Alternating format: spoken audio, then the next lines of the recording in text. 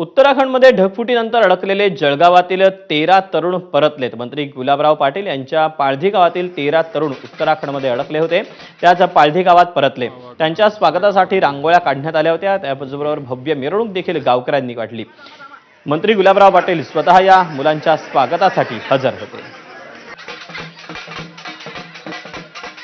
मी भगवंताकडे पाहिला, पण दादांच्या रूपात पाहिलं। मग मुलं घरी आले, खूप त्यांचे आशीर्वाद माझ्या लेकरांना सदैव राहावं, बस एवढंच म्हणते।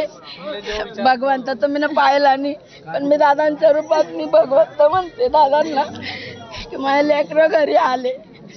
आम्ही धराली गाव 20 किलोमीटर बाकी होतं, तसं आम्ही तिथं थांबलो। तिथं आम्हाला थोडं खरेदी वगैरे करायची होती, पण आम्ही ते कॅन्सल केलं। आम्ही 20 मिनिटासाठी वाटलो, 20 मिनिटं जर का आम्ही तिथं राहिलो असतो तर आम्ही सुद्धा त्या प्रलयमध्ये वाहून गेलो असतो। ती वेदमाता गायत्री, परमपूज्य गुरुदेवांची कृपा आणि भाऊंचा आशीर्वाद आमच्या मागे होता, त्याच्यामुळे आम्हाला काही झालेलं नाही। लाडकी बहीणची मागणी राहत भावाकडे, त्या भावाने आम्हाला खरंच लय मोठी मागणी दिलेली आहे। हे उपकार आम्ही जिंदगीभर नाही बोलणार, कधीच नाही।